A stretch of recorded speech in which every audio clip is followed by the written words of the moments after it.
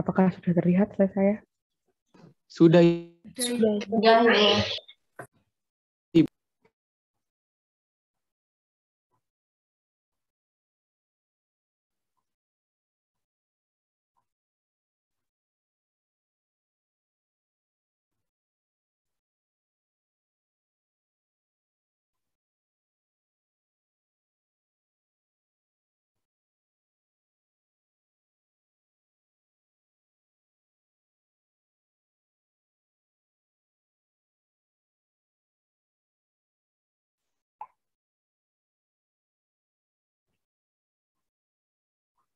Oke, jadi yang kelima yaitu terkait pengukuran dan penilaian status gizi. Jadi di sini status gizi itu merupakan ukuran ya, ukuran mengenai kondisi tubuh seseorang yang dapat dilihat dari makanan yang dikonsumsi dari penggunaan zat-zat gizi di dalam tubuh. Jadi pengukuran dan penilaian status gizi ini adalah kita melihat dampak. Minggu kemarin saya sudah menjelaskan bahwa ilmu gizi itu mempelajari 3 hal besar ya. Yang pertama zat gizi bahan pangannya, kemudian bagaimana zat gizi tersebut berproses di dalam tubuh kita melalui metabolisme tubuh. Kemudian yang ketiga itu bagaimana dampak hasil dari kita konsumsi zat-zat gizi dari sebuah bahan pangan. Nah, status gizi ini melihat dampak dari zat-zat gizi yang bahan pangan yang kita konsumsi seperti itu. Nah, nanti ya status gizi ini akan menentukan bahwa apakah kita itu mengalami masalah gizi atau enggak. Nah, inilah indikatornya ya, indikator seseorang atau sebuah komunitas itu mengalami masalah gizi atau enggak melalui status gizi ini. Gitu. Jadi status gizi ini adalah penentu ya, yang bisa kita ibaratnya kalau misalnya kena COVID, indikatornya apa, pakai PCR-nya positif. Nah, status gizi ini misalnya anemia gitu, anemia ya HB-nya kurang dari 11 misalnya gitu. Nah, itulah status gizi itu seperti itu. Jadi menentukan indikator yang menentukan apakah seseorang atau komunitas itu mengalami status gizi atau enggak. Gitu. Meskipun kita bisa melihat dari sign simptom ya, sign simptom dia mengalami status gizi, tapi kita harus menentukan dia dengan ya status gizi ini gitu. Sign simptom, melihat sign simptom itu juga salah satu dari bagian dari kita menilai status gizi gitu. Oke, sebelumnya bagaimana sih status gizi ini terjadi gitu ya? Apa sih yang mempengaruhi status gizi gitu? Yang mempengaruhi status gizi itu ada penyebab langsung, penyebab tidak langsung, dan akar masalah. Nah, ini akan kita akan membawa bagan ini ya, determinan kan ini, membawa determinan, etiologi dan macam-macam ini ya, akan kita bawa sampai nanti kita membahas terkait masalah-masalah gizi ke depannya. Gitu. Jadi teman-teman, saya harap bahwa teman-teman paham terkait bagan ini, determinan. Apa sih penyebabnya gitu loh. Akhirnya kita mempelajari sebuah penyakit pun atau masalah kesehatan pun kita harus tahu kenapa sih masalah itu bisa terjadi gitu kan. Nah, ini adalah bagian kenapa status gizi itu berpengaruh. Status gizi itu apa ya, kayak contohnya obes, kemudian stunting. Nah, itu semua status gizi, anemia kah, kemudian DM kah dan lain-lain ya. Itu ya determinannya atau faktor-faktor yang berpengaruh atau mempengaruhi adalah ya ini aja gitu. Tapi ini bisa dikembang-kembangkan ya, maksudnya bisa bercabang gitu kan. Tapi intinya adalah ini. Jadi penyebab akar masalah dari masalah gizi gitu ya, adalah sumber daya manusia atau sumber daya ya, apapun. Kemudian lingkungan, teknologi, penduduk, kebijakan ekonomi, politik, ideologi, kelembagaan, budaya, suku, pendidikan, apa lagi ya, wilayah tempat tinggal, geografis gitu, jenis kelamin dan lain-lain. Nah, tapi ini adalah hal-hal akar masalah ini ya, hal-hal yang tidak bisa kita sebenarnya kita kita kontrol gitu ya, karena kita tidak bisa mengontrol hal-hal ini gitu. Kemudian yang kedua yaitu penyebab tidak langsung. Penyebab tidak langsung ini apa ya? Akibat dari akar masalah ini jadinya apa? Akses pangan tuh terbatas, kemudian pola asuh jelek misalnya ya, terus kemudian lingkungan atau sanitasi atau dia nggak bisa mengakses layanan kesehatan gitu ya, karena hal-hal ini tidak mendukung gitu. Nah, apa yang terjadi penyebab langsungnya? Jadi penyebab langsung terjadinya masalah gizi itu apa? Kalau nggak karena asupan makan, karena adanya penyakit, udah itu. That's it sebenarnya. Easy sih sebenarnya kalau kita melihat masalah gizi. Oke, masalah gizi, misalnya kita nggak tahu nih, kita nggak tahu karena apa gitu ya. Kemudian ada masalah gizi di wilayah A, yaitu kita langsung berpikir bahwa penyebab langsungnya, kita harus lihat penyebab langsungnya ya, yang kalau ini kan levelnya kan bisa level rumah tangga atau level wilayah ya, tapi kan kalau ini udah levelnya individu, ini akan terpupuk dalam dirinya masing-masing yang seseorang yang mengalami masalah gizi gitu kan. Nah, kalau misalnya ada seseorang ataupun di komunitas yang mengalami masalah gizi, ya udah pikirannya bahwa kalau nggak karena asupannya kurang atau nggak asupannya berlebih, gitu ya, atau enggak karena dia ada penyakit tertentu, penyakit penyerta, gitu. Udah dua itu aja atau dua-duanya ya. Jadi kalau misalnya apa? PK Mbak. PK singkatan apa? Satu Indonesia Pintar.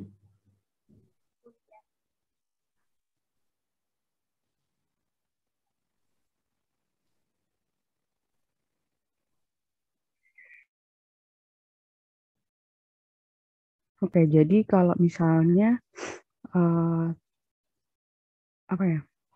Kalau misalnya ada seseorang yang, saya ulangi ya, ada seseorang yang mengalami status gizi gitu ya, potensi mengalami status gizi, teman-teman langsung berpikir bahwa penyebabnya pertama, penyebab langsungnya gitu kan, yang ada pada diri seseorang tersebut gitu.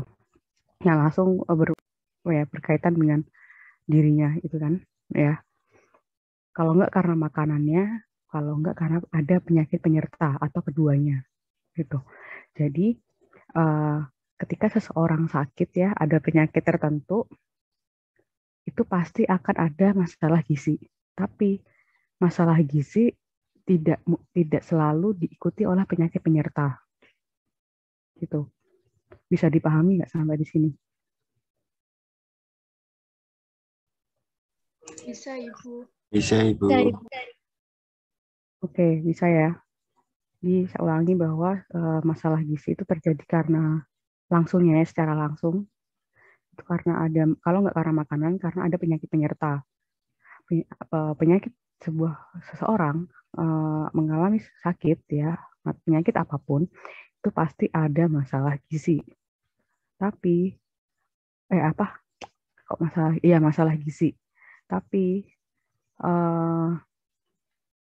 kalau ada karena apa ya, karena masalah gizi aja, apa ya, karena asupan misalnya, karena asupan aja itu bukan nggak mesti ada kalau masalah, kalau dia masih bermasalah gizi, ada masalah gizi, belum tentu dia ada penyakitnya gitu ya, seperti itu ya mudahnya.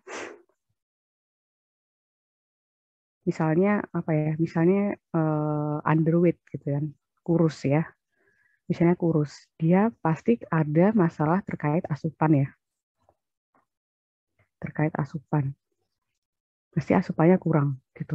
Tapi belum tentu dia itu ada penyakit di dalam tubuhnya ataupun obes ya. Ataupun obes, dia obes besar gitu ya. Tapi belum tentu dia disertai penyakit penyerta pada saat itu. Tapi obes ataupun apa ya, masalah obes ataupun underweight ataupun ini berpotensi untuk menimbulkan sebuah penyakit gitu. Misalnya kayak obes gitu. Obes kenapa bisa menimbulkan penyakit ya, karena timbunan lemak di sana bisa mempengaruhi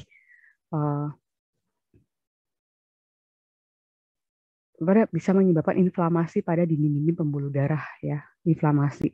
Apa yang terjadi akhirnya? Apa yang terjadi akhirnya ya melukai dinding pembuluh darah, akhirnya menumpuk di situ dan akhirnya menjadi penyumbatan ya, penyumbatan pada pembuluh darah. Nah, seperti itulah kaitan antara status gizi, asupan pangan dan juga sebuah penyakit ya. Nah, kita harus tahu ya, kita ketika ada sebuah masalah kesehatan kita harus tahu penyebabnya apa. Kenapa? Karena itu akan menentukan intervensinya. Kita mau ngelakuin apa kan untuk meringankan atau menanggulangi masalah kesehatan tersebut. Gitu. Nah, kalau penyebab langsung ini jangkanya jangka pendek ya untuk intervensinya. Apa nama intervensinya? Intervensi spesifik. Jadi intervensi spesifik ini adalah intervensi yang dilakukan oleh langsung oleh tenaga gizi misalnya, langsung oleh spesifik oleh orang yang khusus memahami terkait masalah kesehatan tersebut gitu. Nah, kalau penyebab tidak langsung atau akar masalah ini intervensinya jangka panjang untuk membetulkan ini agar tidak terjadi penyebab langsung gitu. Intervensinya lebih luas ya. Kalau ini kan intervensinya individu ya. Tapi kalau ini intervensinya lebih luas. Ini intervensinya di rumah tangga, misalnya ini intervensinya di sebuah wilayah atau negara gitu. Ini jangka panjang, nggak bisa kita mengintervensi sebuah wilayah atau sebuah rumah tangga dengan jangka waktu yang cepat gitu. Nah, ini namanya intervensinya intervensi sensitif. Jadi dia dilakukan oleh di luar sektor-sektor gizi gitu, multisektor. Bisa dari ekonomi, bisa dari pertanian, bisa dari teknik, bisa dari Kementerian PUPR, Bappenas dan lain-lain ya, gitu. Bisa dari hubungan bilateral, Kementerian Luar Negeri dan lain-lain ya. Untuk agar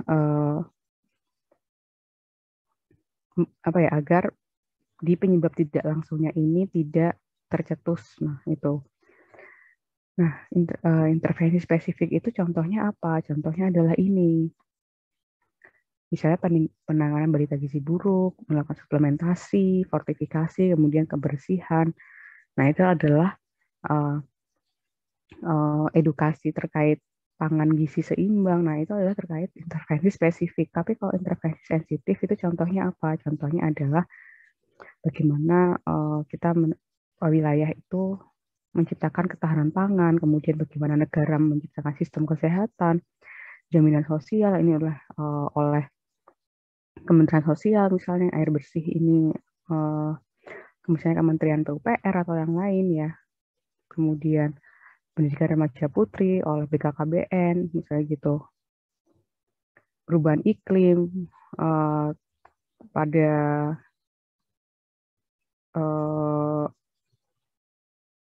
lembaga-lembaga yang lain gitu ya, kemiskinan, kemudian ekonomi, Kementerian Ekonomi, kementerian-kementerian yang lain, nah itu saling bersinergi untuk menciptakan agar masalah-masalah di level ini bisa terselesaikan. Jadi intinya bahwa sektor kesehatan itu tidak bisa berdiri sendiri untuk menyelesaikan masalah kesehatan. Intinya seperti itu. Ya samalah, manusia itu kan punya batas ya. Gitu, punya batas, punya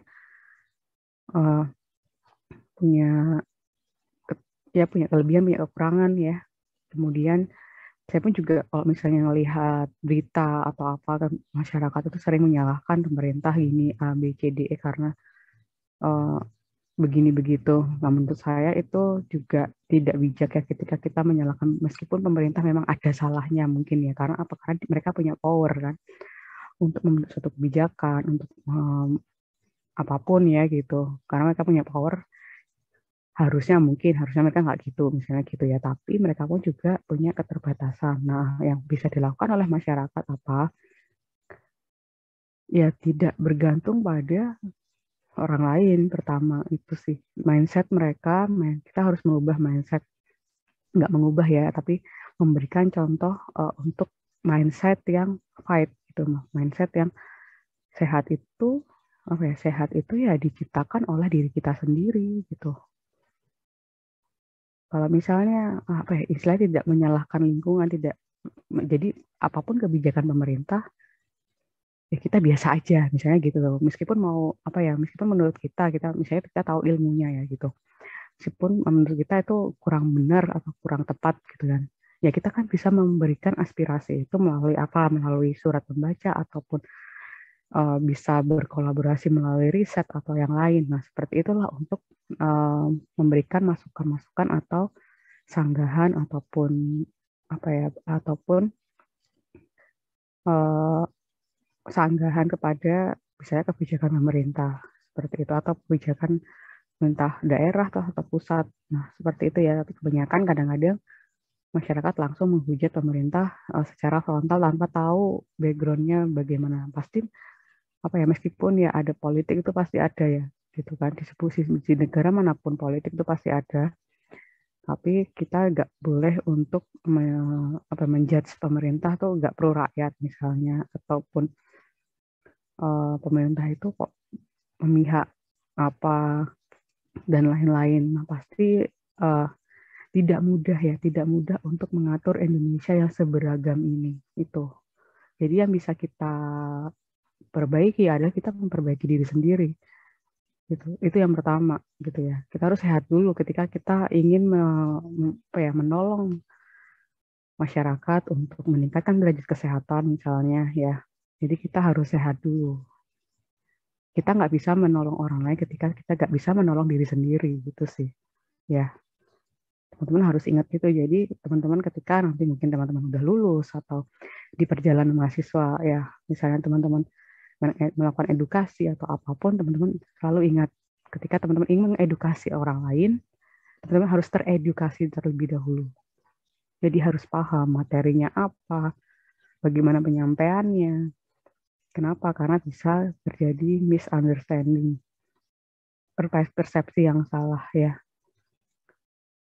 Bukan karena teman-teman sudah di perguruan tinggi, sudah paling oke, misalnya gitu.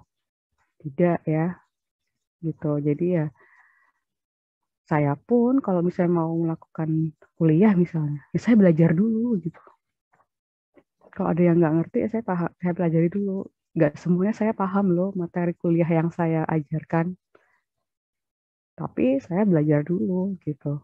Ya paham, tapi nggak yang paham-paham banget. Misalnya ada part yang saya nggak paham banget, karena memang concern saya nggak di situ sebenarnya. Tapi saya diminta untuk mengajar ya.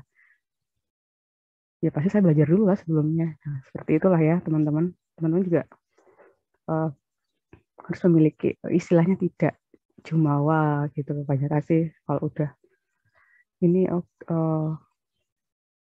udah apa, tahu tahu dikit gitu sudah jumawa itu ya. Ilmu itu nggak akan habis ya. Ketika kita banyak tahu malah kita merasa tidak tahu apa-apa gitu. Seperti itu ya. Baik, sampai di sini ada yang ingin ditanyakan teman-teman? Apakah sudah paham?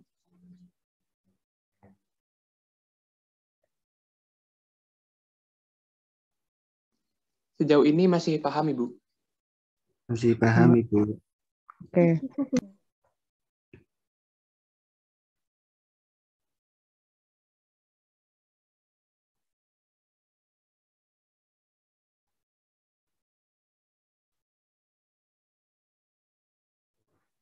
Oke, baik.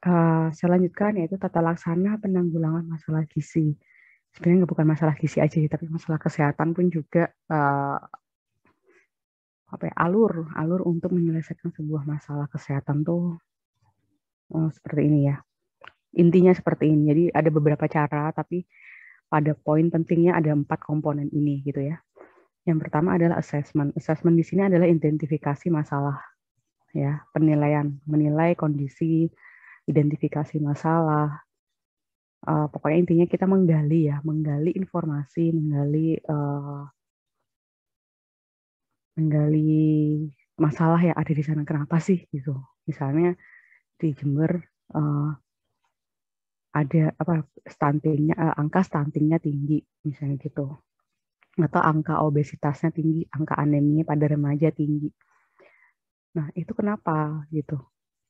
Misalnya di daerah Sumbersari gitu kan, ya kita identifikasi kenapa Sumbersari itu bisa angka anemia pada remajanya tinggi misalnya gitu. Nah kita nyari data ke puskesmas misalnya, wawancara kepada remaja misalnya. Ya kan kita udah tahu ya anemia itu, pertama kita udah di otak kita, oh anemia. Anemia itu penyebabnya apa? Kita udah di luar kepala gitu kan. Jadi ketika kita menggali data-data tersebut, data-data faktor-faktor yang mempengaruhi terjadinya anemia itulah yang kita dapatkan gitu kan, yang kita gali gitu. Status gizinya apakah benar di sana anemia tinggi, kita cross check dengan misalnya sampling beberapa remaja, kita lihat cek HB-nya, oh ternyata memang benar banyak kayak gitu. Kemudian kita wawancara, diminum nggak tablet tambah darahnya dan lain-lain. Nah intinya penggalian data. Nah di sini kita akan mendapatkan beberapa masalah. Nah penilaian status gizi itu ada di bagian assessment. Jadi kita menilai status gizi dari sebuah masyarakat. Oh ternyata di sini setelah kita sampling misalnya, ataupun melihat data saja, nggak perlu sampling, nggak perlu menilai langsung ya status gizi. Misalnya anemia tadi, oh di sini memang banyak gitu.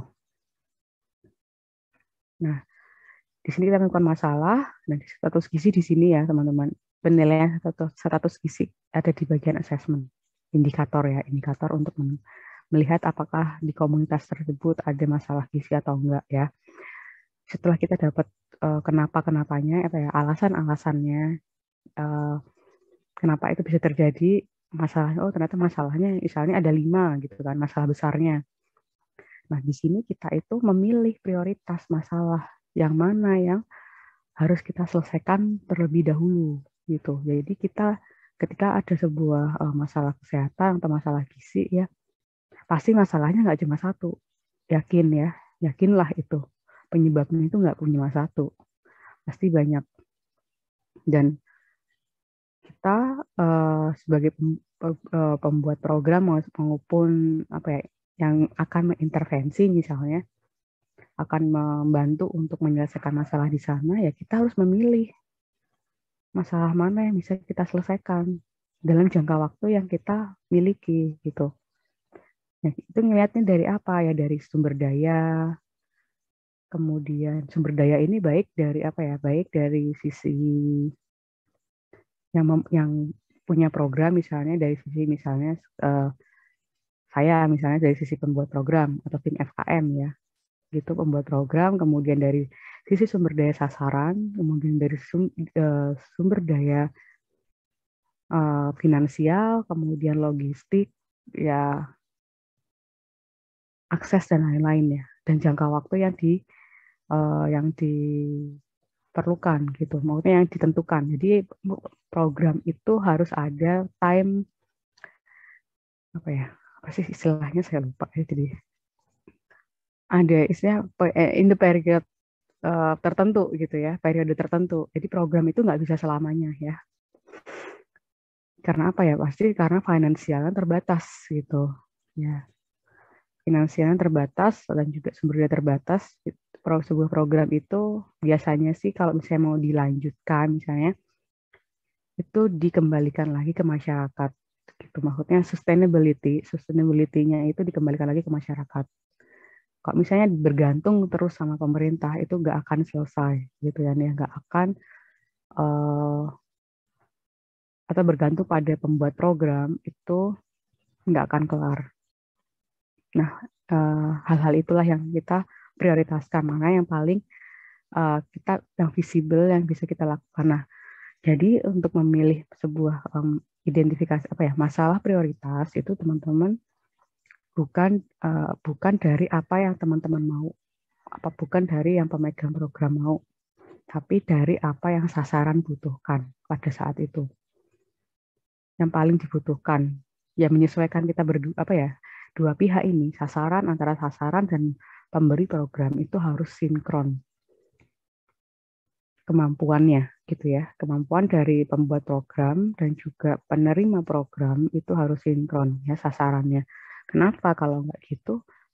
Yo sia-sia nanti indikatornya nggak akan tercapai gitu ya.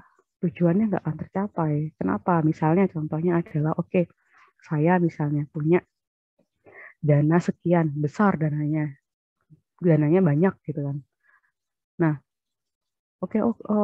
di sana masalahnya adalah kurangnya vitamin A misalnya karena ini kayak gitu. Kita kita fortifikasi makanan aja bla bla bla gitu. Ya kan keren lah gitu. Fortifikasi makanan dan lain-lain. Apakah tapi itu di daerah terpencil misalnya. Apakah masyarakatnya bisa melakukan apa yang kita lakukan ketika kita tinggal nanti? Ketika kita sudah selesai programnya, apakah bisa melanjutkan? Nah, itu yang harus dipikirkan oleh teman-teman gitu. Jadi program yang kita ajukan, intervensi yang kita ajukan itu tidak sebaiknya ya, nggak melebihi kemampuan dari masyarakat yang ada di sana. Kenapa ya? Percuma gitu. Sia-sia nanti ketika kita selesai programnya, hilanglah itu programnya. Itu kebanyakan kan seperti itu ya. Sustainability di program di Indonesia itu rendah ya. Kenapa ya? Karena itu tadi masyarakat tidak diberikan,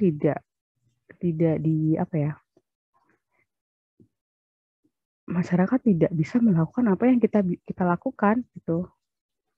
Kecuali kalau memang kita benar-benar melatih masyarakat tersebut untuk peer education nantinya mereka ke masyarakatnya sendiri. Melatih sampai bisa misalnya. Gitu. Nah, itu makanya disesuaikan dengan kemampuannya sasaran. Kenapa? Karena program itu kan untuk masyarakat ya, bukan untuk kita gitu, bukan untuk membuat program, tapi untuk masyarakat. Jadi kita harus menyesuaikan keinginan kita dengan kebutuhan masyarakat, bukan maunya kita sendiri. Seperti itu. Setelah kita menentukan prioritas masalah yang akan dipilih, kita merujuk ke kegiatan kedua, yaitu menentukan tujuan dan syarat-syarat intervensinya apa. Misalnya kita mau intervensi tujuannya untuk karena mereka masih awam banget, lah kita edukasi dulu lah terkait stunting gitu. Edukasi dulu. Tujuannya adalah pertama meningkatkan pengetahuan masyarakat terutama ibu hamil gitu misalnya terkait stunting. Udah itu dulu. Syarat intervensinya apa? Syaratnya sasarannya ibu hamil, waktunya kapan, apa materinya, kemudian targetnya berapa sasarannya, kemudian indikator capaiannya berapa persen. Dikatakan berhasil ketika misalnya 80% ibu hamil memahami konsep terkait stunting. Caranya gimana mengukur 80% itu dengan menggunakan pre dan post test misalnya. Nah, seperti itu. Terus yang kedua, kegiatan kedua apa? Melakukan cooking class misalnya. Cooking class memasak makanan pendamping ASI misalnya. Nah, itu sasarannya siapa, kemudian materinya bagaimana, alat dan bahan, finansialnya seperti apa, mengukurnya berapa, indikator capaiannya berapa, 80% ibu bisa memasak makanan olahan misalnya dari jagung atau dari ubi misalnya gitu. Indikator cara mengukurnya gimana ya proses memasaknya itu gitu. Nah, itulah di sini itu adalah bagian planning ya. Jadi bagian planning itu tidak hanya menentukan apa ya, tujuannya aja, tapi juga sampai bagaimana kita melakukan monitoring dan evaluasinya. Jadi bagian planning ini bagian yang paling lama sebenarnya. Identifikasi masalah juga lama sih. Tapi kalau identifikasi masalah ini kalau ada datanya itu nggak lama. Tapi kalau nggak ada datanya itu baru lama.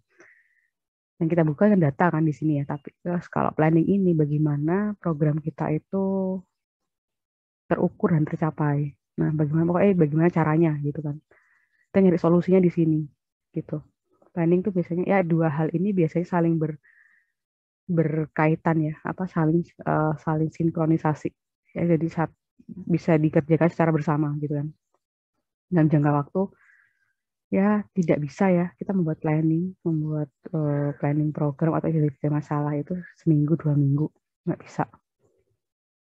Saya pun juga ya kalau ini ada datanya ya seminggu kelar lah gitu, 2 hari bisa kelar. Tapi kalau misalnya nggak ada datanya, wah ya jangan harap seminggu selesai gitu ya. Itu. Jadi saya percaya bahwa program yang disusun secara baik akan mendapatkan hasil yang baik. Itu.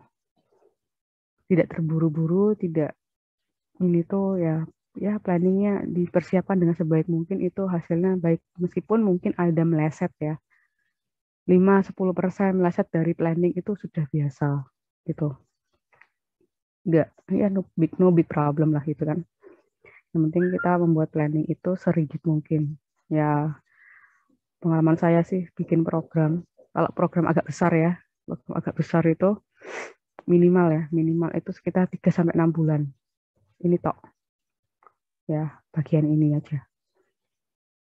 Makanya kayak rencana program pemerintah itu jangkanya 5 tahun, 10 tahun. Nah, ya, emang bikin program itu nggak segampang itu ya gitu. Susah bikin program itu. Karena mikir. Kalau nggak mikir gitu ya, karena mikirnya itu yang apalagi kalau kita bekerja dengan banyak sektor, itu lebih lama lagi.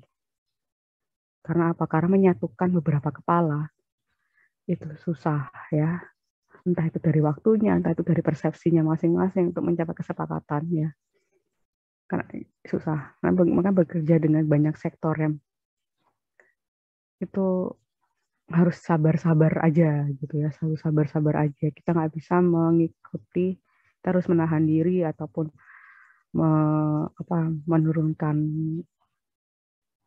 kecepatan kita dalam bekerja misalnya gitu. Ataupun ketika ada yang pihak yang cepat kerjanya, kita harus menyesuaikan juga gitu ya. Jadi bukan nggak bisa kesemaunya kita kalau kita bekerja secara multisektor. Harus meredam ego, meredam ini. Nah itulah nggak mudah untuk seperti itu ya. Makanya kenapa bisa dua bagian ini bisa sangat lama sekali. Gitu. Kemudian selanjutnya yaitu bagian kegiatannya yaitu intervensi. Ya, intervensi itu sebenarnya kita nggak perlu mikir lagi. Kenapa? Ya sudah ada guideline-nya di sini bagian planning. Planning itu kayak membuat guideline ya. Guideline-nya seperti apa. Gitu. Kita intervensinya apa? Misalnya tadi intervensinya edukasi gitu ya. Ya sudah lakukan edukasi itu. Implementasi kegiatan ya. Kesasaran yang tepat. Kesasaran yang sudah kita planning. Kalau misalnya itu intervensi itu implementasi kegiatan itu pasti ya. Ya seperti yang saya bilang tadi pasti akan ada melesetnya dari planning. Jadi teman-teman misalnya nanti melakukan kegiatan di masyarakat ya, jangan kaget ketika apa yang teman-teman rencanakan tidak sesuai dengan ya apa yang terjadi tidak sesuai dengan yang teman-teman rencanakan. Itu wajar terjadi. Dan ya hal yang kita perlu lakukan adalah ya secepat mungkin untuk mencari solusi pada saat itu juga. Dan juga yang kedua tidak menyalahkan apapun ya. Karena itu sudah terjadi gitu kan. Ya gimana lagi gitu kan ya. Terus ya berjalanlah sesuai dengan apa yang terjadi pada hari H itu misalnya gitu ya. Misalnya edukasi. Oh harusnya harusnya layar proyektor dan lain-lain sudah siap. Jadi biasanya jam 9 ya, kayak gitu kan.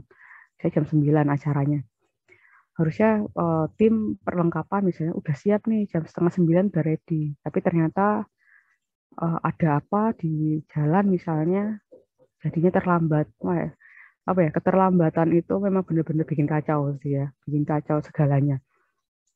Makanya sebisa mungkin kita belajar untuk on time itu kenapa? Karena ya itu tadi sih.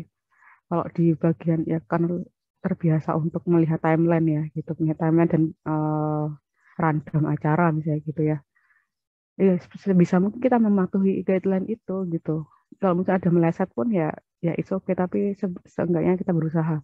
Jadi keterlambatan pada saat preparation gitu, pada saat hari H misalnya edukasi kita telat, misalnya kita harus jam 8, misalnya kita udah ready, udah siap semuanya, konsumsi sudah datang, tapi ternyata ada hal-hal yang itu akan menjadi kacau. Itu gak usah panik ya. Tapi akan panik sih, biasanya akan panik ya. Tapi ya slow down aja ya, pas dikontrol sampai mana kayak gitu. Ataupun ya sebisa mungkin tidak molor terlalu lama. Ya itu kan sudah hari H, kita nggak bisa menyalahkan siapapun. Tapi sebisa mungkin kerja tim itu kita bertanggung jawab apa yang kita bisa sebagai job desk kita, gitu aja sih. Kalaupun misalnya terlambat, itu pasti akan ada alasannya apa. Kemudian kalaupun misalnya listriknya mati tiba-tiba, kita nggak pernah tahu ya gitu. Ataupun ada acara di lapangan tiba-tiba hujan. Nah itu kan bukan sesuatu yang bisa kita tahu ya, tapi mungkin bisa kita prediksi, tapi kita nggak bisa menentukan. Misalnya hujan itu turun, kita nggak pesen tenda, kemudian atau enggak, misalnya kayak apalagi yang biasanya terjadi itu, atau nggak misalnya kalau mengundang perangkat wilayah, misalnya bupati, pejabat lah ini, bupati ataupun gubernur ataupun apa, biasanya kan ngaret ya gitu ya. Nah itu akan mempengaruhi acara kita gitu. Nah itu atau mengundang kepala desa atau mengundang camat kan biasanya kan suka agak ngaret kadang-kadang ya. Nah itu akan mempengaruhi perjalanan acara kita ataupun program kita pada hari itu, misalnya gitu ya, it's okay lah gitu kan. Mungkin kesel tapi ya gimana lagi gitu, karena itu ya udah hari itu ya terjadi hari itu aja, kita nggak usah mikir yang macam-macam, jalan aja gitu sih, ya udah, karena udah terlanjur jalan ya udah gitu, lanjut aja gitu. Oke, setelah intervensi kita melakukan monitoring evaluasi. Inilah yang jarang dilakukan oleh program-program di Indonesia. Kenapa? Karena monitoring evaluasi ini another program sebenarnya ya. Program lain, program di dalam program gitu. Jadi monitoring evaluasi adalah sebuah kegiatan sendiri yang itu mengevaluasi keseluruhannya, dari sampling, dari sasaran dan lain-lain. Jadi bagaimana? Apakah intinya kayak apakah tujuan kita, apakah indikator capaian kita tercapai, target kita, apakah target kita tercapai gitu. Kalau misalnya iya, oke, selesai gitu ya, bisa dilanjutkan lagi gitu. Tapi kalau enggak, kita balik lagi ke bagian planning, identifikasi masalah lagi, balik lagi ke sini, apa yang salah, apa yang kurang gitu. Oh materinya kurang ini, diperbaiki lagi, diintervensi lagi, nanti dimonitoring lagi. Ya itu program itu tidak akan selesai ya. Pokoknya selesainya adalah ya kita menentukan berapa lama itu sih, berapa lama program itu akan dilakukan sesuai dengan budgetnya ya gitu, seberapa banyak. Biasanya ya masyarakat ya, saya nggak tahu sih ya, itu biasanya masyarakat itu ya banyak ya, karena banyak bergantung pada, kenapa sih harus bergantung, ini nggak tahu ini persepsi saya, tapi kita kan nggak tahu ya persepsi orang lain terhadap program pemerintah gitu kan. Maksudnya ya udah, ketika diberi program ya kita nggak perlu nggak perlu berharap itu ada terus, misalnya kayak BLT itu kadang ada dua mata pisau ya. ya baik, ya stimulusnya cepat karena pakai aset yang mudah dicairkan, misalnya uang kan mudah dicairkan, liquid gitu kan, untuk kebutuhan seseorang untuk meningkatkan ekonomi juga ya. Terus yang kedua, jadi kayak bikin orang itu berharap terus gitu loh, nggak akan berkembang. Nah, kenapa ya? Maksudnya gini, karena kita membantu seseorang itu tidak bisa terus ya. Kenapa? Karena ketika kita membantu, oh ya, emang sesuatu yang berlebihan itu kan nggak baik ya. Ketika kita membantu orang secara terus-menerus, mungkin di awal baik ya, tapi ketika itu terus-menerus, apa yang terjadi? Kita itu menutupi kemampuan dia untuk berkembang. Gitu. Jadi ya mendapatkan sebuah tekanan itu biasa ya, untuk berkembang. Kita mendapatkan sebuah masalah itu untuk berkembang. Jadi ketika kita membantu seseorang itu terus-menerus gitu ya, awalnya mungkin baik kita membantu, niatnya baik. Tapi kalau lama-lamaan kita membantu terus, apa yang terjadi? Orang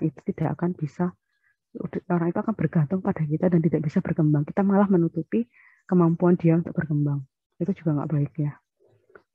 Nah, itulah yang mungkin tidak disadari banyak orang ya. Ketika kita membantu orang secara terus-menerus, itu nggak baik gitu. Kenapa? Karena akan menutupi berkembangnya dia. Mungkin kalau teman-teman nggak merasa itu kan, tapi teman-teman secara nggak langsung akan menutup kemampuan dia untuk mengembangkan dirinya sendiri, mengembangkan diri orang lain itu. Setiap individu kan punya caranya masing-masing ya untuk berkembang. Kenapa? Karena individu itu ya seseorang itu bertanggung jawab atas hidupnya sendiri gitu kan, bukan orang lain yang berevaluasi, berkembang sendiri, bertanggung jawab sendiri. Seperti itu, tapi dengan support, kita mencari support system yang mendukung kita untuk berkembang gitu. Nggak enak loh, maksudnya apa ya? Saya pernah di dalam kondisi yang saya nggak bisa berkembang. Bukan dalam kondisi zona nyaman, enggak juga sih. Tapi ketika stuck misalnya, saya nggak bisa ngapa-ngapain lagi, itu rasanya nggak enak banget gitu. Karena saya saya penasaran orangnya kan, jadi pengen tahu yang lain, bukannya suka tantangan juga, enggak juga gitu ya. Tapi ketika stuck di kondisi yang nggak bisa ngapa-ngapain, itu tuh greget sendiri kayak apa ya yang kok gini terus ya misalnya gitu. Nah itu nggak enak lah gitu ya. Kita kerja, oke kerjanya monoton itu aja, nggak ada selingan yang lain. Intinya ya kita harus berkembang. Kita memikirkan kita harus aku mau bisa ini, aku bisa itu, aku mau bisa itu, aku bisa ini gitu ya. Berkembang. Jadi kalau misalnya kita misalnya gampangannya adalah membuat PPT lah misalnya ya. Membuat PPT, kita membantu orang lain terus membuatkan PPT. Atau teman-teman kerja kelompok misalnya. Oke, ya udah aku aja yang ini, aku aja bagian ini, aku aja bagian ini. Secara nggak langsung teman-teman itu mungkin ya kalian ingin membantu teman-teman yang lain untuk mempercepat kerja, tapi itu teman-teman bisa menghambat perkembangan yang harusnya itu tugasnya si A, tapi kalau teman-teman kerjakan, ya itu menghambat perkembangan si A loh, kayak gitu. Secara nggak langsung. Nah, itulah ya dinamika untuk kegiatan kelompok dan lain-lain ya. Baik, saya lanjutkan. Jadi pengukuran status gizi itu ada dua ya caranya, ada secara langsung dan tidak langsung. Secara langsung itu kita menggunakan antropometri namanya. Ya ini antropometri itu mengukur dimensi tubuh ya, kayak seperti berat badan, tinggi badan, lingkar kepala, lingkar lengan atas, lingkar perut, lingkar pinggang, lingkar panggul. Nah, itu ya. Yang nantinya akan disesuaikan dengan indeks antropometri namanya. Jadi punya standar. Oke, misalnya obesitas itu seperti apa sih? Nah, indikatornya apa? Nah, itu nanti tujuannya itu. Kemudian biokimia ini juga sama ya. Biokimia itu ya terkait cek darah. Nah, nantinya kita akan merujuk kepada nilai normalnya berapa. Kalau misalnya tidak sesuai dengan nilai normal, berarti ada masalah gitu kan. Saya anemia, normalnya di atas 11 atau 12 gram per desiliter pada seseorang gitu kan. Ketika kita cek seseorang itu HB-nya cuma 10, berarti dia anemia. Nah, itulah rujukan ya. Klinis ini lebih ke melihat sign simptom pada seseorang, misalnya hipertensi gitu kan. Kita bisa lihat dari tekanan darah ataupun infeksi. Infeksi bisa lihat dari suhu. Kemudian gondok, misalnya gondok kita bisa lihat dari meraba kelenjar tiroid yang ada di leher, misalnya gitu ya.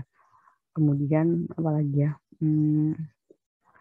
respirasi berapa kali per menit, detak jantung. Nah, seperti itu klinis ya. Kemudian biofisik ini lebih ke lihat struktur jaringannya. Apakah lihat struktur jaringannya rusak atau enggak, misalnya kulit ya. Kulitnya kan tubuh ini terdiri dari zat-zat gizi ya, gitu. Nah, kita bisa lihat apakah kulit kita jaringannya bermasalah enggak gitu, ataupun ada secara mikroskopis jaringan sel tubuh kita tuh bagaimana. Nah, itu melalui biofisik, tapi jarang digunakan karena mahal ya. Kemudian secara yang tidak langsung itu dengan menggunakan survei konsumsi, kemudian statistik vital, dan juga faktor ekologi. Survei konsumsi ini kita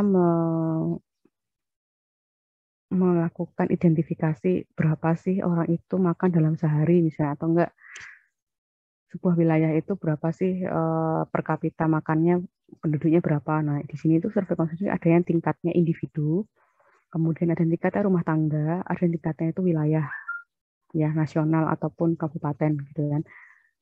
Nah, individu ya kita wawancara individu dengan apa, recall misalnya gitu.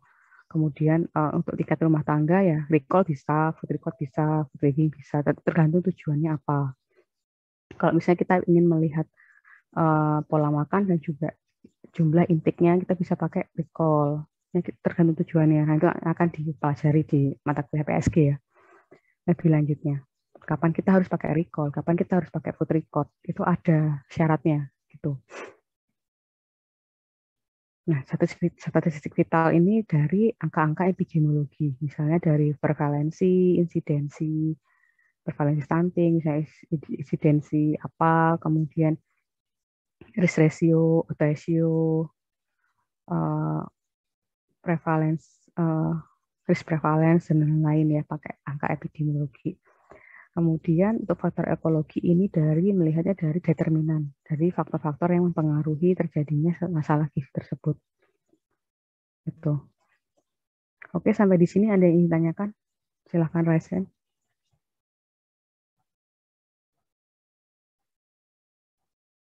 Oke, Amelia, silahkan. Baik, terima kasih atas kesempatannya, Bu. Izin bertanya ya, Bu. Itu tadi yang penyebab langsung itu ada indikator IMT, terus tanda kurung dewasa itu maksudnya gimana ya, Bu? Apa itu buat orang dewasa aja? Terima kasih. Oke. IMT. Jadi kan tadi saya sudah bilang bahwa antropometri itu ada indeksnya ya, ada rujukannya. Nah, indikatornya itu IMT, indeks massa tubuh. Iya, indeks massa tubuh itu untuk dewasa. Dan ada juga indeks antropometri anak, itu ya untuk anak. Nah, ini akan saya jelaskan di sini.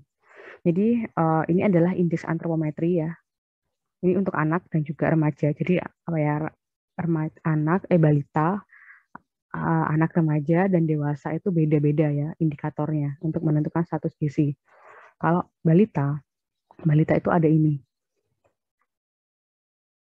Berat badan menurut usia, panjang badan menurut usia, kemudian panjang badan menurut berat badan menurut tinggi badan, dan juga indeks massa tubuh menurut usia.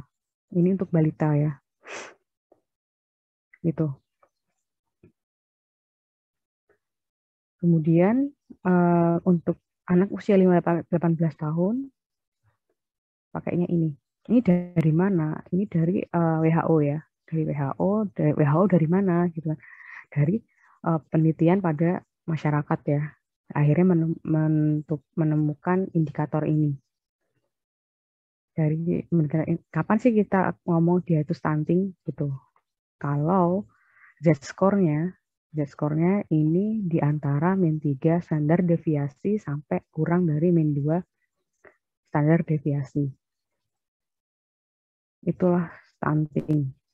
Atau disebutnya adalah di bawah -2 standar deviasi itu sudah stunting untuk tinggi badan menurut usia. Nah, kapan anak itu balita itu disebut underweight? Nah, kita merujuknya pakai ini.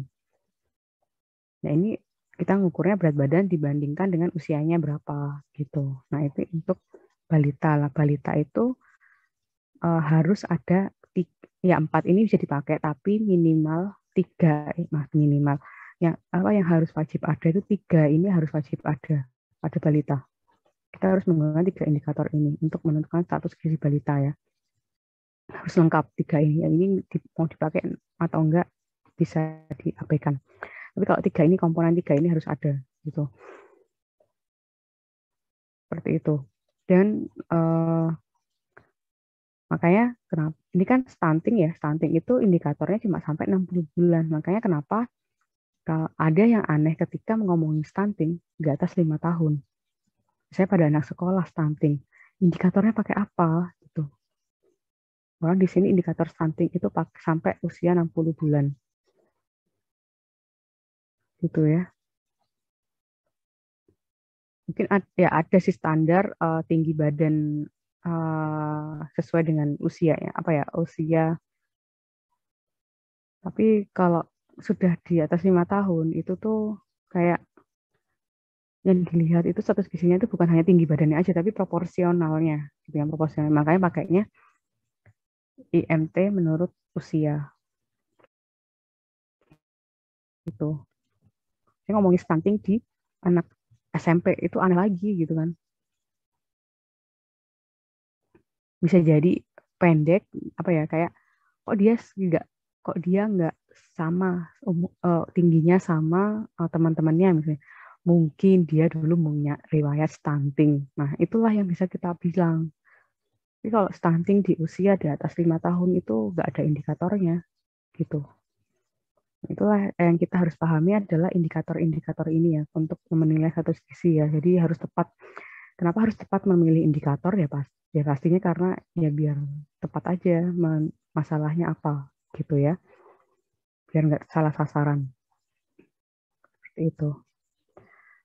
Oke, selanjutnya saya lanjutkan ke berchart namanya. Jadi ini salah satu untuk jadi menentukan status gizi menggunakan antropometri itu untuk menilai indikatornya. Dia masuknya itu ada 2, pakai rumus atau pakai berchart ini, pakai chart. Jadi yang paling mudah pakai chart sih. Kenapa? Karena ya nggak perlu ngitung aja. Kita tinggal plotting. Misalnya usia 1 tahun, ini berat badan menurut usia ya. Ini cewek dan cowok beda ya grafiknya. Kenapa ya? Karena proporsi tubuhnya beda gitu. Nah misalnya 1 tahun, anak 1 tahun berat badannya 8 kilo, itu ada di mana gitu kan? Status gizinya apa gitu. Ya udah tinggal kita plotting aja 8 kilo di 1 tahun. Oh dia berada di sini. Di rentang ini. Nah, kita cek di indikator tadi. Dia kan di atas -2 ya, di atas -2. Di atas -2 berat badan menurut usia, bahwa berarti dia berat badannya normal. Seperti itulah mudahnya ya untuk menentukan status gizi ya. Gitu. Ya mudah, gampang susah sih. Yang susah di menentukan status gizi itu adalah mengukur berat badannya, tinggi badannya, apalagi kalau balita. Itu susah ya. Kalau dewasa mah ya dia tinggal timbang aja ukur tinggi badannya selesai. Tapi kalau balita mengukur berat badan balita itu tidak, atau tinggi badannya atau panjang badan balita itu tidak semudah apa yang kita pikirkan. Wah, itu bisa drama ya, bisa satu orang aja bisa drama gitu. Mengukur 3 orang aja bisa sejam ya gitu. Padahal cuma ya karena apa? Karena pertama mereka nggak dibiasakan untuk mengukur berat badan tinggi badannya gitu. Ya, kenapa? Apa dampaknya? Mereka takut melihat alat-alatnya gitu. Melihat alat-alat itu mereka takut. Ya udah, kalau takut nangis, ngejar-kejar, orang tuanya nggak tega gitu ya. Ya nggak bisa terukur gitu. Nah, karena alat-alat antropometri di Indonesia itu juga nggak semuanya ada ya. Kadang-kadang posyandu itu satu posyandu, satu desa punya, nggak setiap posyandu punya alatnya, misalnya seperti itu. Padahal apa ya? Padahal posyandu itulah garda terdepan ya, garda terdepan untuk mengetahui status gizi balita ya di Indonesia. Tapi kadang data-data status gizi balita di lapangan itu ada nggak valid. Ya seperti itulah ya. Jadi kadang juga setengah percaya nggak percaya dengan data yang ada di Indonesia gitu sih. Tapi ya itu di lapangan. Ya emang kenyataannya seperti itu sih. Ya ada yang bagus, ada yang nggak bagus gitu. Itu sebenarnya nggak bisa dilanjutin terus-menerus seperti itu ya. Kenapa? Karena nanti intervensinya akan salah gitu, akan sia-sia, uang negara akan keluar sia-sia misalnya. Ya meskipun tidak ada sesuatu yang sia-sia ya, tapi ya kalau kita bisa menempatkan intervensi pada kondisi yang tepat, kenapa enggak gitu. Nah gitu ya. Oke, selanjutnya yaitu IMT. IMT ini untuk dewasa ya. Untuk dewasa rumusnya ini, teman-teman usia dewasa kan ya, jadi bisa ngukur sendiri ya berapa IMT teman-teman. Nah nanti setelah itu dimasukkan ke dalam melihat indeksnya apa gitu ya, di posisi yang mana teman-teman gitu. Dan ini untuk orang Asia. Sebenarnya ada juga untuk global ya. Ini ada juga untuk Asia. Kenapa kita pakai Asia ya? Karena kita di benua Asia, ras Asia itu lebih mendekati. Apakah nggak boleh pakai yang global? Boleh aja, tapi ketika pakai standar yang global itu bisa jadi overestimate ataupun underestimate gitu. Bisa ya ada selisih lah gitu ya. Nantinya prevalensinya akan ada selisih gitu. Kita mendekati indikator yang mendekati sesuai dengan wilayah kita lah gitu ya. Baik, sampai di sini ada yang ingin ditanyakan lagi?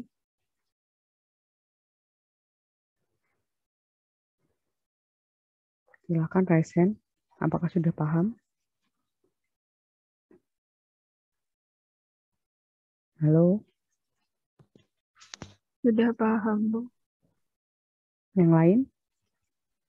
Sudah, Ibu. Sudah, Bu. Sepertinya belum ada pertanyaan lagi. Oke, saya lanjutkan ke ketahanan pangan. Jadi ketahanan pangan itu merupakan kondisi terpenuhinya kebutuhan pangan bagi rumah tangga yang tercermin dari tersedianya pangan secara cukup, baik jumlah maupun mutunya aman, merata, dan terjangkau. Jadi ketahanan pangan itu intinya apakah sebuah rumah tangga itu tahan pangan gitu.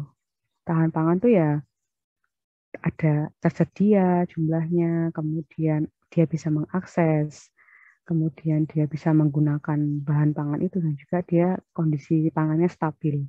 Jadi stabil itu maksudnya ya misalnya bulan ini ada, bulan depan ada, ya stabil lah gitu loh. Nggak yang bulan ini ada, bulan depan nggak ada, bulan depan lagi ada, bulan depan lagi nggak ada.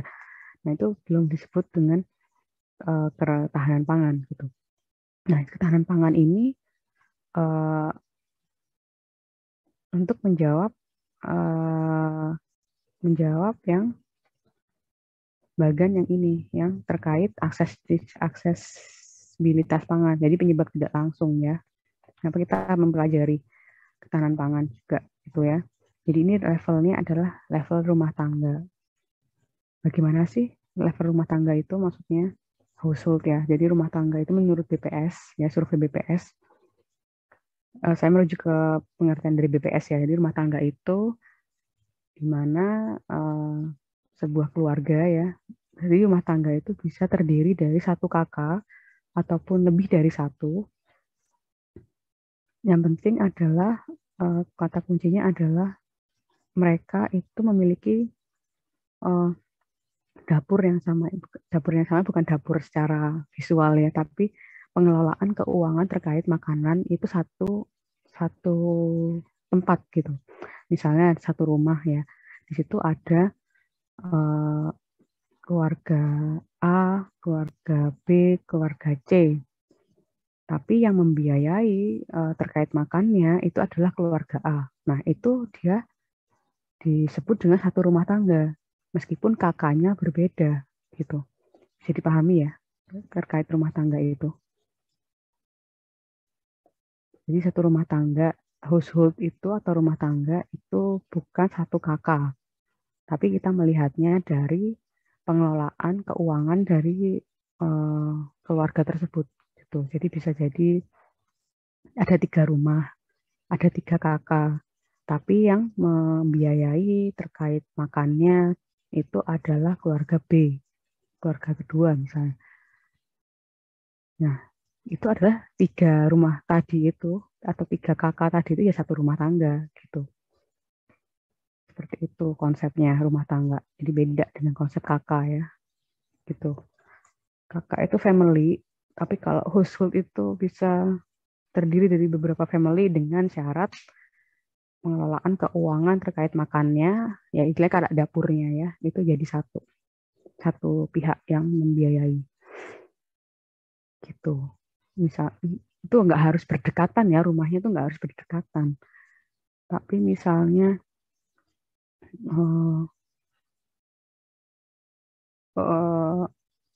nggak harus juga misalnya ya agak jauh, tapi ya nggak harus satu rumah juga. Nah gitu loh, yang penting dia dan juga yang juga dia itu tinggal di sana minimal 6 bulan gitu. Disebut dengan satu rumah tangga, dan anggota yang di dalamnya adalah anggota rumah tangga. Jadi anggota rumah tangga itu disebut anggota rumah tangga ketika dia di sana minimal 6 bulan. Misalnya ada tamu ya, ada tamu kemudian stay di sana selama 6 bulan, meskipun itu bukan kerabatnya dia ya, dia disebut dengan anggota rumah tangga gitu. Agak ribet sih memang ya, definisi-definisinya. Itulah definisi-definisi tersebut itu yang harus teman-teman juga cari dan pahami, dan masih akan ketemu gitu loh. Indikator-indikator survei ekonomi teman-teman juga sebaiknya tahu ya gitu, karena Susenas misalnya survei Susenas ataupun survei BPS itu ada kaitannya dengan kita nantinya gitu. Banyak ya yang kita pelajari ya, banyak gitu kan. Ya itu kan pilihan ya, pilihan teman-teman mau sedalam apa teman-teman mempelajari terkait public health.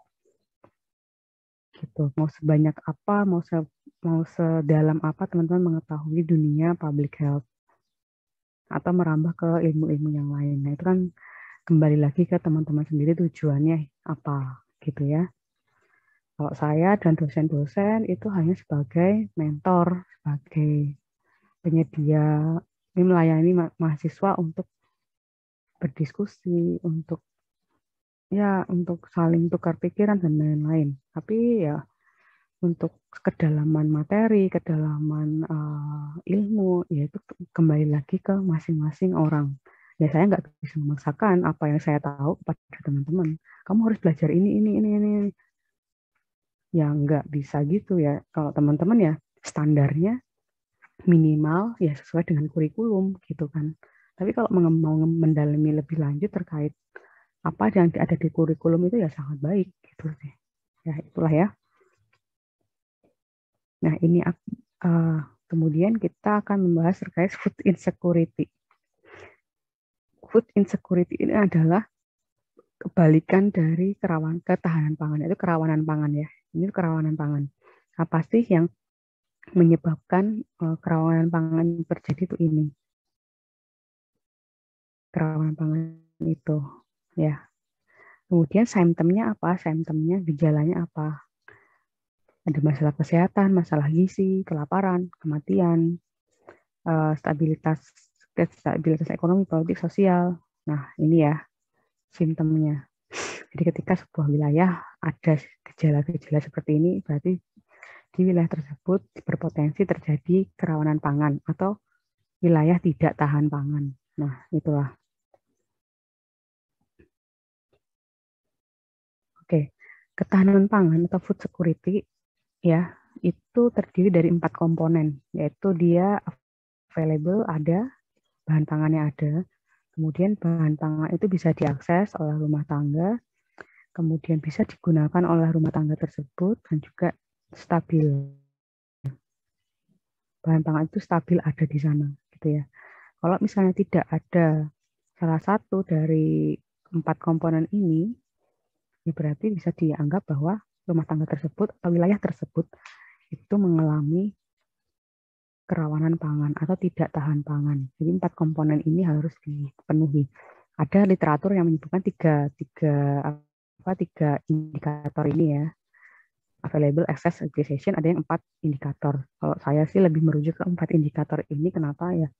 Harus stabil gitu. Karena ketahanan pangan itu kan kita makan itu kan akan seumur hidup ya kita makan gitu. Kalau misalnya nggak stabil ya berarti bisa setahun.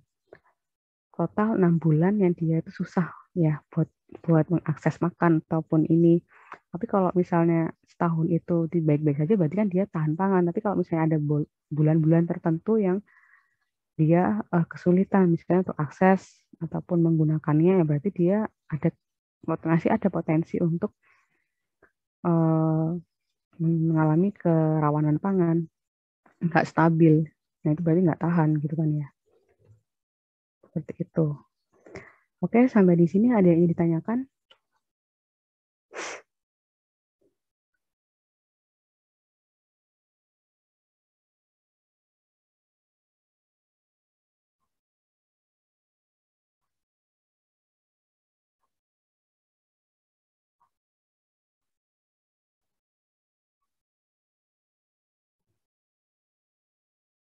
Halo? Belum, Ibu.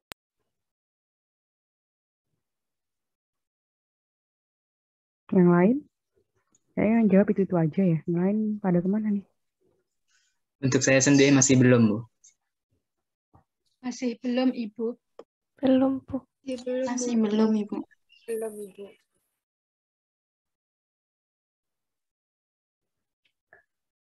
Oke, kalau begitu saya lanjutkan ya ke bagaimana posisi gizi dalam investasi masyarakat.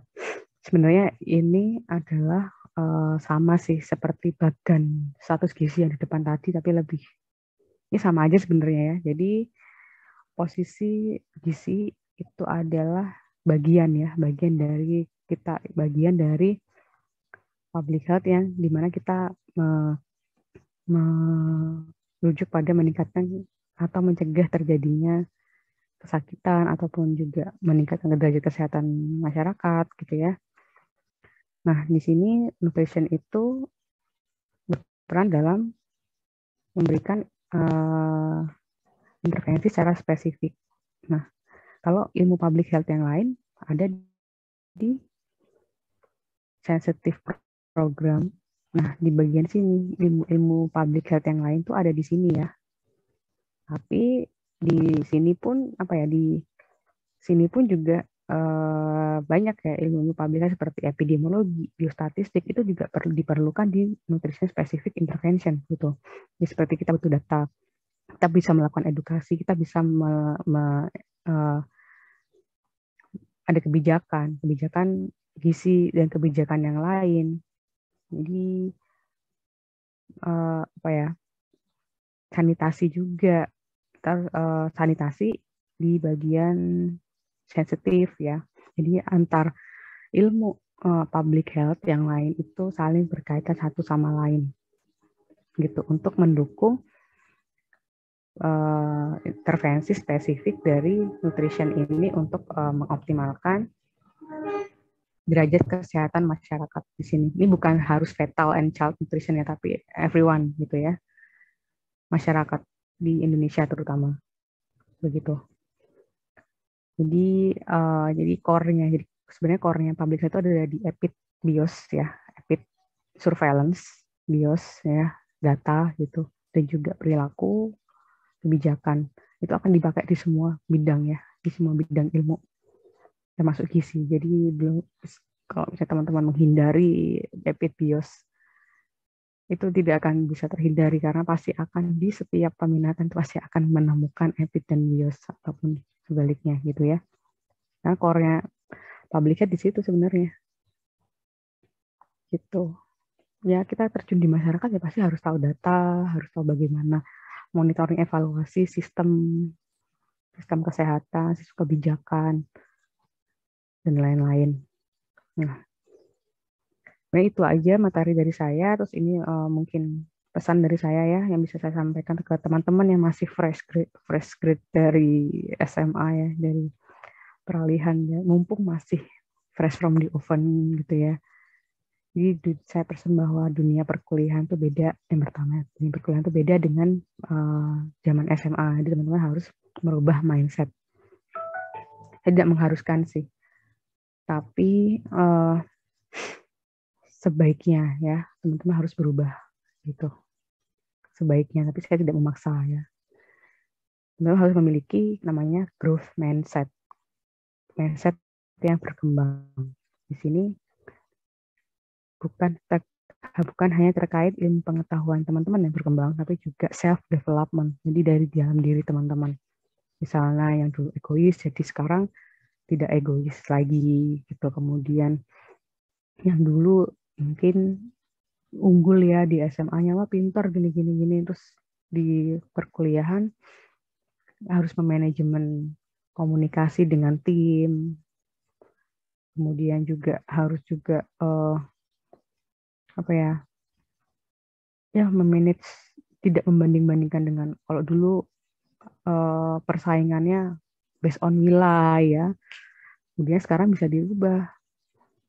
Nilai itu ya IP misalnya. Ya kita nggak perlu membanding-bandingkan IP kita dengan orang lain. Ya intinya bahwa ya paling nggak IP itu minimal 3 gitu ya. Untuk apa? Ya untuk sebagai teman-teman itu terlihat bahwa teman-teman bertanggung jawab atas kuliah teman-teman, sekolah teman-teman, dan juga tepat waktu kuliah ya. Jadi meskipun IP-nya 3,99 ya, tapi lulusnya 6 tahun misalnya, ya itu kan juga tidak relevan ya gitu. Ataupun IP-nya cuma 3,01 tapi dia bisa lulus tepat waktu ya. Job seeker atau pemberi kerja itu pasti akan lebih memilih yang IP-nya 3,01 tapi dia lulus tepat waktu. Nah, itu hal-hal seperti itulah ya. Kemudian teman-teman juga tidak membatasi diri teman. Intinya paling banyak sih untuk membanding-bandingkan ya dengan satu mahasiswa dengan mahasiswa lain. Kok saya nggak bisa kayak gini, saya nggak bisa. Ngapain kita membanding-bandingkan dengan orang lain? Nggak akan bisa ya, karena manusia diciptakan berbeda gitu ya. IP-nya, dia IP-nya sekian ya. Teman-teman yang bisa dibandingkan adalah diri teman-teman sendiri di misalnya semester ini.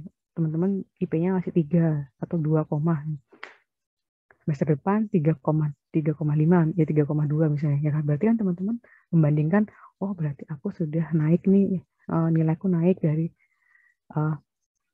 semester yang lalu, atau teman-teman pada saat semester ini belum tahu terkait materi terkait masalah kesehatan A, kemudian di semester depan sudah tahu. Nah, itu kan teman-teman berkembang di situ. Jadi membandingkannya bukan dengan orang lain, tapi membandingkannya dengan diri teman-teman sendiri di waktu yang lampau. Seperti itu. Nah, itu perlu dijaga ya seperti itu. Kenapa? Karena untuk menjaga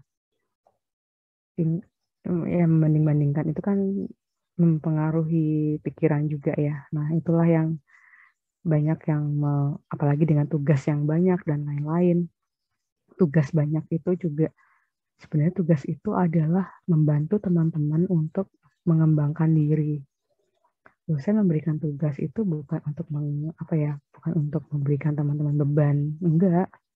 Kenapa? Karena misalnya materi saya ini ya. Ini kalau dijelaskan secara mendetail 100 menit enggak cukup gitu. Tugas itu ya untuk membantu teman-teman memahami materi saya lebih dalam atau materi dosen-dosen lain lebih dalam.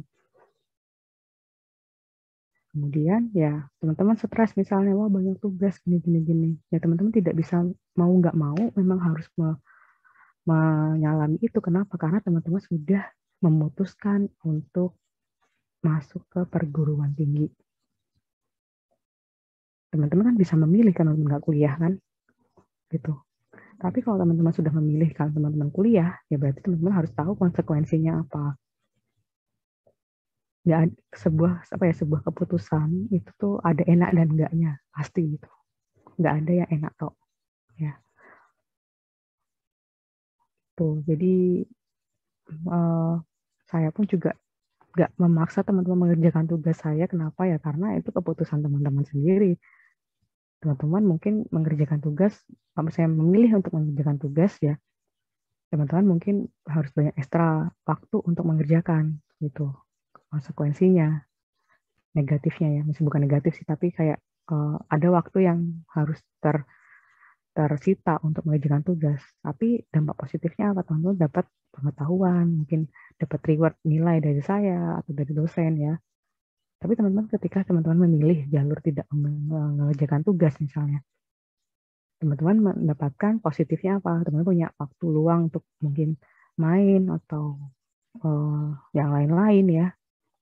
Tapi dampak negatifnya apa? Teman-teman tidak mendapat pengetahuan dan juga teman-teman tidak mendapatkan nilai misalnya. Nah itu keputusan ada di teman-teman sendiri. Gitu. Jadi apapun yang terjadi pada hidup kita itu ya kita sendiri memutuskan gitu. Meskipun kadang ya dituntut untuk seperti itu, ya itu kembali lagi ke teman mau apa enggak. Gitu. Kita itu bukannya nggak ada sih kata nggak bisa dan bisa, itu nggak ada, tapi ada itu mau dan nggak mau. Ya mau belajar atau enggak, gitu aja sih. Kalau saya ya, saya itu membebaskan lah. Karena ngapain saya memaksa-maksa kalian untuk belajar ini, itu kamu harus tahu ini, harus itu. Berat ya ngapain juga, karena kan teman-teman punya hidupnya sendiri gitu kan. Teman-teman juga nggak mungkin mengatur saya untuk ibu harus begini gitu kan, nggak juga gitu, nggak harus mengatur saya, dan saya juga nggak harus mengatur teman-teman untuk seperti ini seperti itu. Bebas itu bukan berarti saya tidak peduli dengan teman-teman ya gitu, tapi saya membantu teman-teman untuk mengembangkan pikiran teman-teman sendiri gitu. Itu salah satu cara untuk saya membantu teman-teman untuk berkembang ya. Bukan berarti saya harus menuntut teman-teman untuk A, B, C, D, E. Seperti itu. Oke. Itu yang bisa saya sampaikan. Mungkin ada pertanyaan sebelum saya tutup.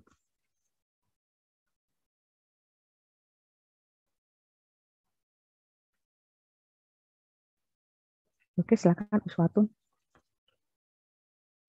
Baik, terima kasih Bu atas kesempatannya. Izin bertanyakan tadi kalau di monitoring evaluasi kan kalau tidak itu kembali ke planning, tetapi kan kembali lagi kepada biaya. Tetapi itu masyarakat menuntut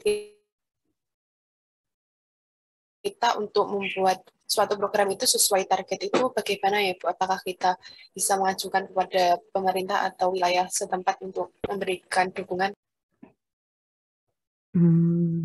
Tergantung ya. Jadi gini sih, ketika kita kan membuat program itu kan bukan dari kita, pasti kan kita bekerja sama dengan stakeholder ya namanya. Stakeholder itu siapa ya? Pasti perangkat desa, kemudian warga-warga desa yang berpengaruh misalnya seperti itu. Nah kalau udah selesai ya kita kembalikan lagi, kita harus tegas gitu bahwa dana kita cuma sekian gitu. Jangka waktu program kita sekian ya. Pastinya kan kita mau mengimplementasi program itu maksudnya kayak ya mempresentasikan itu kan ke wilayah misalnya gitu kan ya. Ya mereka mau nggak gitu. Pertama kan ditawarin. Tapi kalau itu program pemerintah sih ya wajib, misalnya wajib ya dari Dinkes gitu wajib. Ya mereka ya kita harus tegas juga ya, kita sampai di sini gitu. Kalau misalnya warga ingin tetap program ini ada, ya diusahakan dananya swadaya dari masyarakat tersebut. Misalnya dari mana? Dari dana desa. Kita nggak bisa mengajukan itu lagi ke pemerintah. Kenapa? Mungkin bisa di tahun depan. Tapi untuk pada saat itu nggak bisa. Kenapa? Karena pemerintah itu memiliki sistem namanya sistem anggaran ya. Sistem pengajuan anggaran. Misalnya anggaran untuk tahun depan tahun sekarang itu sudah diajukan gitu.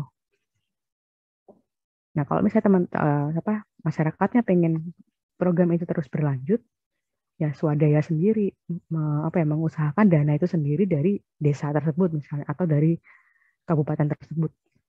Mau nggak mau seperti itu. Jadi ibaratnya kita nggak bisa sebagai pemegang program kita nggak bisa jor-joran terus ya karena kita punya keterbatasan dana terutama. Kita harus tegas ya dana kita cuma sekian Pak Bu misalnya gitu. Nggak bisa untuk diajukan lagi nggak bisa ya.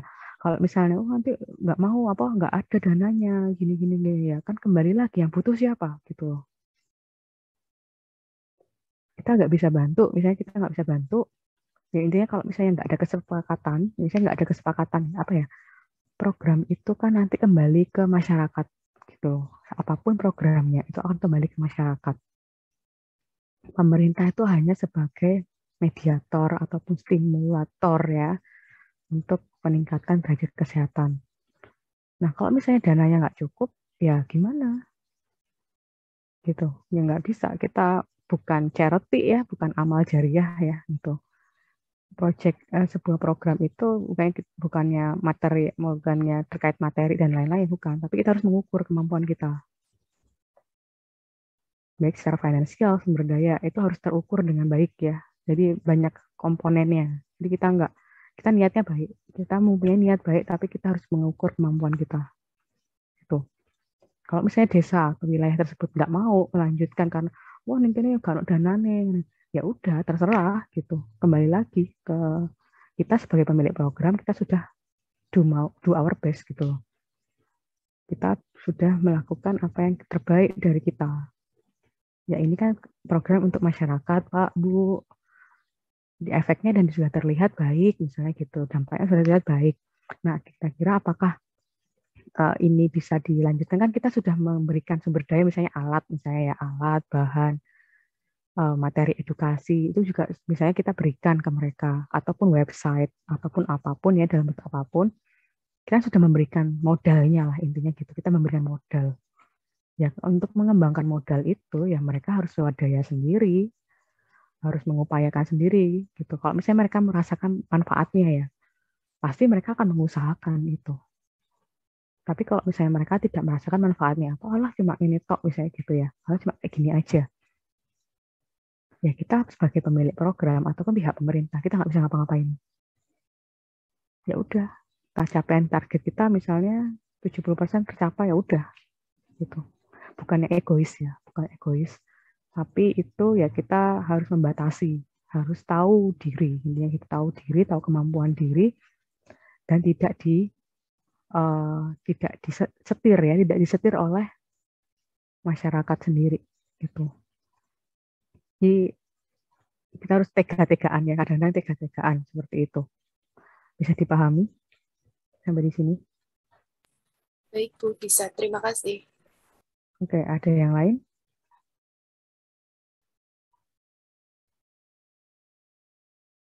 Yang ingin tanyakan?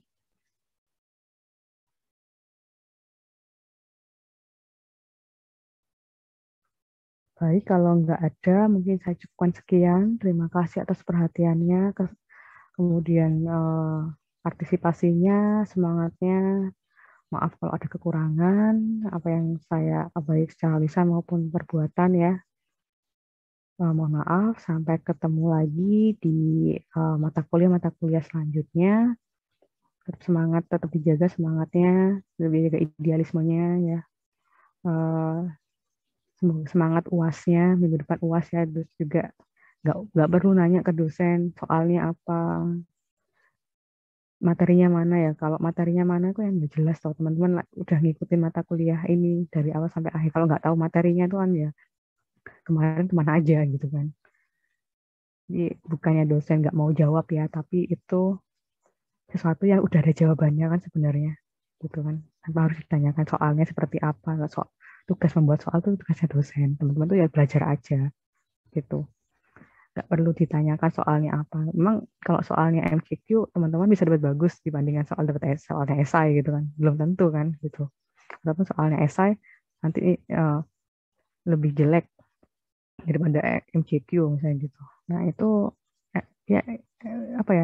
UAS itu kan cuma sekedar monitoring evaluasi ya. Jadi ya sudah ada di planning gitu kan. Jadi ya teman-teman nggak perlu khawatir dengan itu gitu. Ya udah belajar aja. Pasti kalau belajar ya bisa lah ngerjain soal model apapun gitu. Gitu ya teman-teman. Terima kasih. Oke, kita dibuka dengan doa. Mari kita tutup dengan doa. Semoga apa yang kita pelajari selama 1 semester ini, semua mata kuliah bisa bermanfaat untuk teman-teman dan juga untuk sesama. Berdoa dipersilakan.